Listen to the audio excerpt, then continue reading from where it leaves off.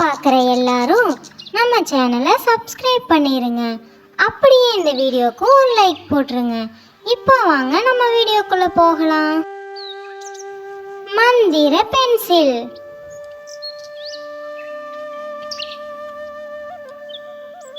ஒரு அழகான காட்டுல மாலை நேரத்துல கீகி அவளோட வீட்டுல இருந்தா.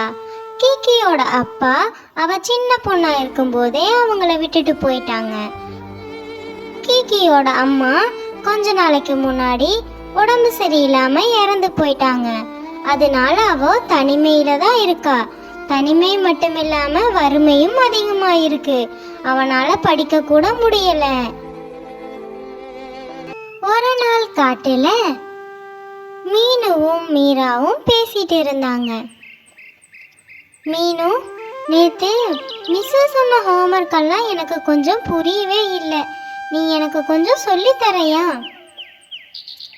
சரி மீரா, எனக்கு புரிஞ்சது நல்லா. எனக்கு தெரிஞ்சதை நான் உனக்கும் சொல்லி கொடுக்குறேன். நம்ம 2 பேரும் சேர்ந்து படிக்கலாம். இப்போ வர எக்ஸாம்ல நம்ம தான் கிளாஸ் டாப்பராக இருக்கணும். எப்படியாச்சும் நல்லா படிச்சு ஒரு நல்ல நிலைமைக்கு வந்துடணும்டி. ஆமாம் மீனு, எப்படியாச்சும் ஒரு நல்ல வேலைக்கு போய் செட்டில்ட் ஆயிரணும் வாழ்க்கையில். மீனுவும் மீராவும் பேசிட்டு இருந்ததை கேட்ட கீகிக்கு ரொம்ப வருத்தமாயிருச்சு. அவனால படிக்க முடியலன்னு அங்கிருந்து கிளம்பின கீகி ஒரு ஆத்தங்கரை கட்ட வந்து ரொம்ப ஃபீல் பண்ணிட்டு இருந்தா.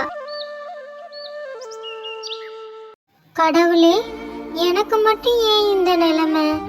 எனக்குன்னு இங்க யாருமே இல்லை. நான் ஒரு அனாதையா தான் இருக்கேன்.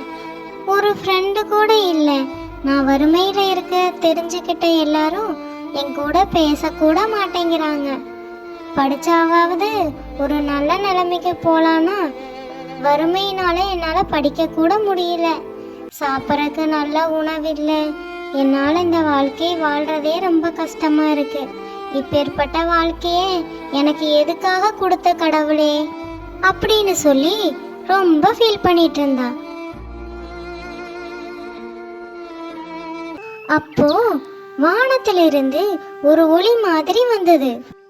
அதை பார்த்த கீகி ரொம்ப ஷாக்காயிட்டா. அந்த ஸ்பார்க்ல இருந்து ஒரு பென்சில் வந்துச்சு.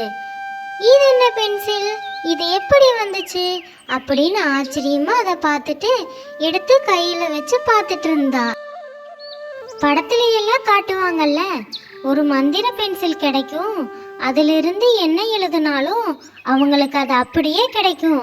அந்த மாதிரி ஒரு வேளை என்னோட வறுமையை பார்த்த கடவுள் இறக்கப்பட்டு எனக்கு இதை கொடுத்துருக்குறாங்களா அப்படின்னு யோசிச்சுட்டு அங்கிருந்து அந்த பென்சிலை எடுத்துட்டு வீட்டுக்கு போனான்.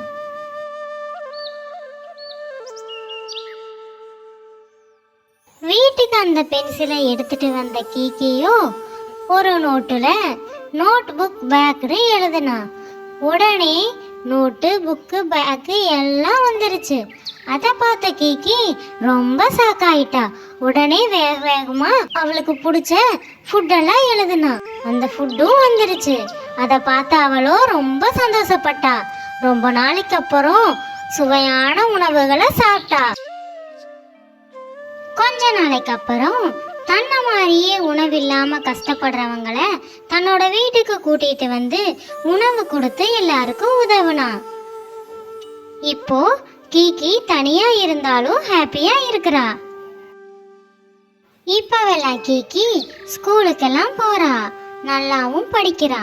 அப்படித்தான் ஒரு நாள் கீகி ஸ்கூலுக்கு போயிருந்தப்போ கீகியோட மந்திர பென்சிலை பத்தி தெரிஞ்சுக்கிட்ட ரேணுவோ கீகி வீட்டுல இல்லாதப்போ திருட்டுத்தனமா வீட்டுக்குள்ள வந்தா.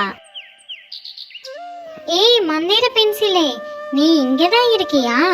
உன்னை பத்தி நான் நிறைய கேள்விப்பட்டேன். உன்னை பயன்படுத்தி எழுதுற எல்லாத்தையுமே நீ அப்படியே கொடுப்பியாமா? அப்படியே உன்னை நான் எங்க வீட்டுக்கு தூக்கிட்டு போய் நான் பணக்காரன் ஆக போறேன் அப்படின்னு சொல்லிட்டு மந்திர பென்சிலை அதோட வீட்டுக்கு தூக்கிட்டு போயிருச்சு ரேணு. வீட்டுக்கு வந்த ரேணுவோ அந்த மந்திர பென்சில் கிட்ட, ஏய் மந்திர பென்சிலே, எனக்கு நிறைய வைர நகைகள், தங்கங்கள், பெரிய வீடு, நிறைய காரு இதெல்லாம் எனக்கு கொடு அப்படின்னு கேட்டுச்சு. அந்த மந்திர பென்சில் கிட்ட அதிக பேராசையோட கேட்டோம்னா அது அவங்கள அடிக்க செஞ்சிரும். அதே மாதிரி ரேணுக்கும் அடி விழுந்தது.